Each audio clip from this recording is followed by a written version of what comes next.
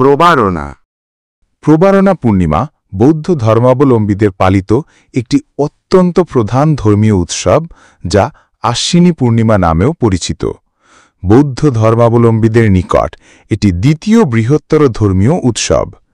আশ্বিন মাসের পূর্ণিমা তিথিতে এই উৎসব পালিত হয়। আশ্বিনী বা প্রবারণা পূর্ণিমা বৌদ্ধদের কাছে এক অবিস্মরণীয় দিন। প্রবারণা বৌদ্ধ ধর্মীয় অনুশাসনের অন্যতম এক ধর্মীয় উৎসব, যাকে আত্ম-উন্মেষণ ও আত্মসমর্পণের তিথি বলা যায়। আবার এই দিনে পূর্ণাঙ্গ অভিধর্ম দেশনা সমাপ্ত হওয়ায় এই দিবসকে অভিধর্ম দিবসও বলা হয়। বুদ্ধ এই দিনে 1.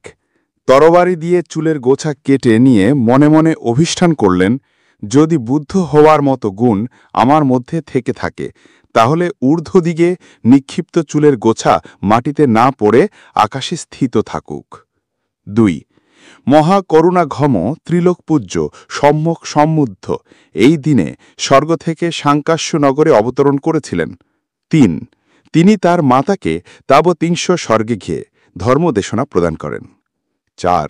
সাংকাস্য নগরে অরহত সারিপুত্র সহ দেব ব্রহ্মা মনুষ্যকে ধর্ম উপদেশ প্রদান করেছিলেন।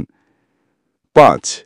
এই দিনে ভিক্ষুসংঘ 3 মাসব্যাপী বর্ষাব্রত শেষে প্রবারণা কর্ম সম্পাদন করেন, অর্থাৎ সকল অকুশল ভুলভ্রান্তিকে বর্জন এবং সকল কুশল ও সুন্দরকে বরণ করা।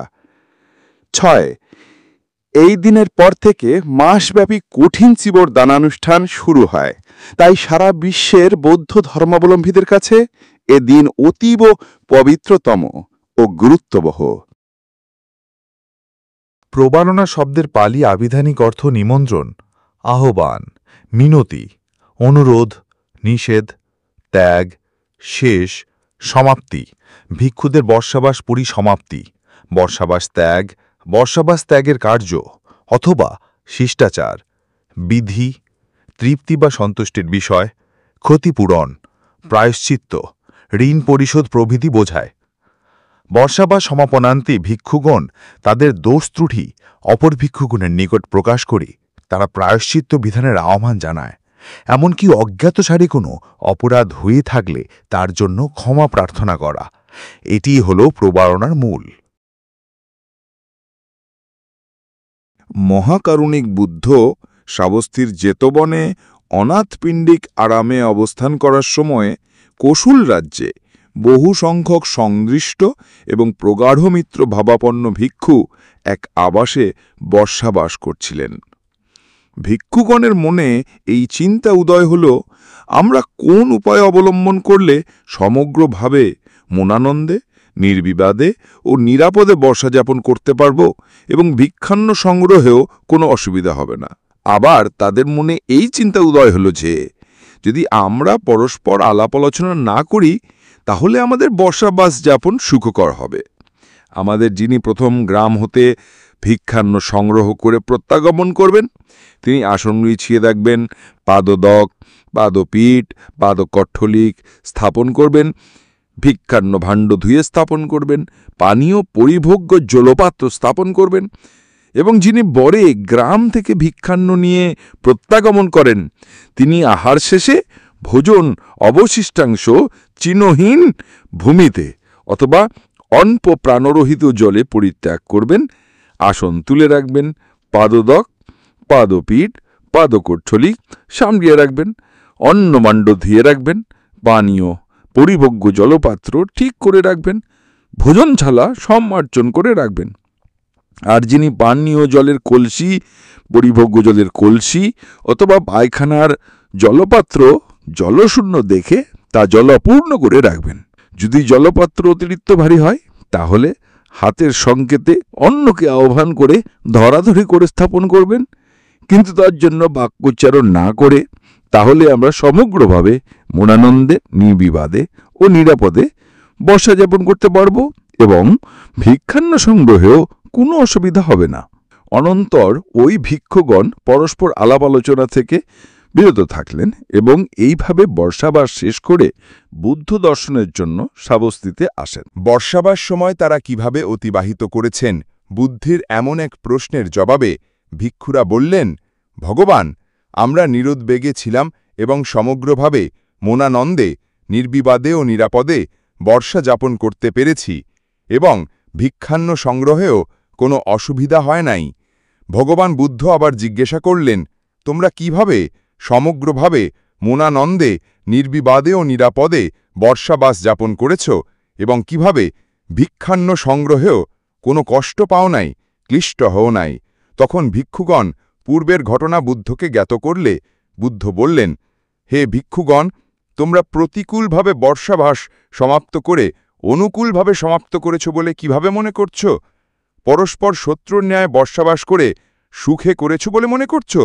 কেন মোঘ পুরুষগণ তীর্থিগণের মৌনব্রত গ্রহণ করেছ? হে ভিক্ষুগণ, তোমাদের এই কার্যে অপ্রসন্ন দিগের প্রসন্নতা উৎপাদন করবে না, এইভাবে নিন্দা করে ধর্মকথা উত্থাপন করে ভিক্ষুদেরকে আহ্বান করলেন। হে ভিক্ষুগণ, তীর্থিগণের মৌনব্রত গ্রহণ করতে পারবে না, যে গ্রহণ করবে তার দুঃখ অপরাধ হবে।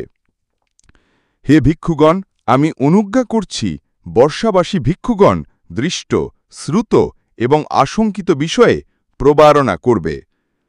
তা তোমাদের পরস্পরের মধ্যে অনুকূলতা, অপরাধ হতে উদ্ধার পাবার উপায় ও বিনয়ম বর্তিতা আনয়ন করবে।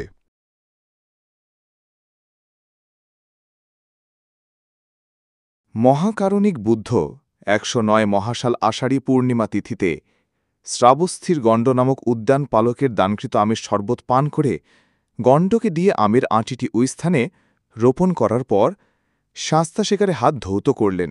বুদ্ধের মহানুভবে উক্ত আমের আঁটিটি ৫০ হাতযুক্ত ৫টি মহাশাখাসহ এক বিশাল আমবৃক্ষে পরিণত হয়।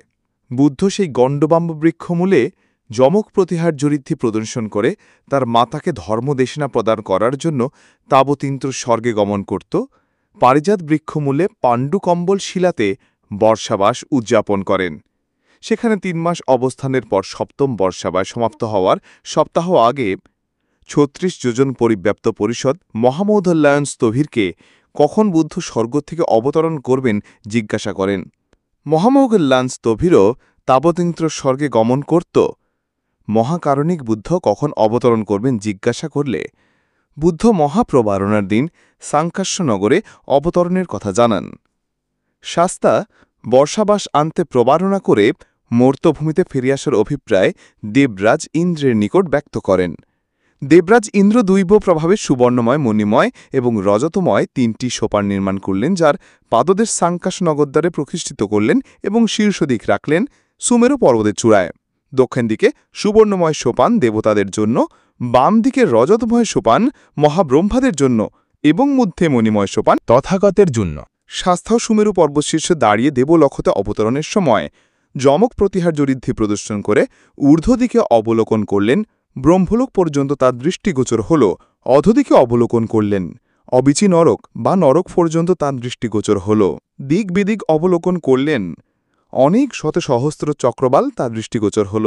দেবগণ মনুষ্যগণকে দেখেছিলেন, মনুষ্যগণ দেবগণকে দেখেছিলেন। সকলেই একে অন্যকে মুখোমুখি দেখতে পেল। তখন সাংকাসনগরের দেবতা ব্রহ্মা ও মনুষ্য একাকার হয়ে এই অভূতপূর্ব দৃশ্য অবলোকন করেছিল। জগতে দেবলক্ষতে বুদ্ধগণের অবতরণের অন্য কোনো স্থান নাই। মহাকারণিক বুদ্ধ মাত্র ১ সপ্তাহ মায়ের দুধ পান করেছিলেন। মাতৃসেবা এবং মাকে ধর্মজ্ঞানে প্রতিষ্ঠিত করতে পারেননি বলে বুদ্ধ তাবতীংশ স্বর্গে মাকে ধর্ম উপদেশ দেবার জন্য সেখানে ৩ মাস বর্ষাবাস যাপন করে মাকে সন্তোষিত দেবপুত্র অভিধর্ম দেশনার মাধ্যমে শ্রোতাপূর্তি মার্গফলে প্রতিষ্ঠিত করে মাতৃ ঋণ শোধ ও কর্তব্য পালন করে জগতে এক অবিস্মরণীয় দৃষ্টান্ত স্থাপন করে গেছেন, যা আমাদের সকলের জন্য অনুকরণীয়। রাজকুমার সিদ্ধার্থ পরবর্তীতে গৌতম বুদ্ধ জাগতিক সকল দুঃখ মুক্তি লাভের আশায় রাজ্য, রাজত্ব, ভোগবিলাস, ধন কুম্ভ সব ত্যাগ করে সংসার পরিত্যাগ করেছিলেন শুভ আষাঢ়ী পূর্ণিমা তিথিতে। তিনি সারথি ছন্দকে সঙ্গে নিয়ে অশ্বকণ্ঠকের পিঠে চড়ে অনমা নদীর তীরে পৌঁছালেন। রাজ আবরান ছন্দকে বুঝিয়ে দিয়ে তিনি সন্ন্যাস ব্রত গ্রহণ করলেন। এরপর ভাবলেন, আমি এখন সন্ন্যাসী, রাজকীয় বাহারি চুল কি বা প্রয়োজন? তরবারি দিয়ে চুলের গোছা কেটে নিয়ে মনে মনে অধিষ্ঠান করলেন, যদি বুদ্ধ হওয়ার মতো গুণ আমার মধ্যে থেকে থাকে তাহলে ঊর্ধ্বদিকে নিক্ষিপ্ত চুলের গোছা মাটিতে না পড়ে আকাশে স্থির থাকুক। এই সংকল্প করে তিনি চুলের গোছা উপরের দিকে নিক্ষেপ করলেন। বড়ই আশ্চর্যের ব্যাপার, একটা চুলও মাটিতে পড়ল না। বৌদ্ধ ধর্মমতে স্বর্গের ইন্দ্ররাজা চুলগুলো হীরা, মণি, মাণিক্য খচিত স্বর্ণপাত্রে ধারণ করে তাবতিংশ স্বর্গে উক্ত কেশ ধাতু স্থাপনপূর্বক একটি চৈত্য নির্মাণ করেন এবং এই চৈত্যের নাম রাখা হয় চুলামণি চৈত্য। স্বর্গের দেবতারা এখনও এর পুজো করে থাকেন। ভিডিওটি ভালো লাগলে ধম্মকথা টিভি ও ধম্মকথাকে সাবস্ক্রাইব করুন।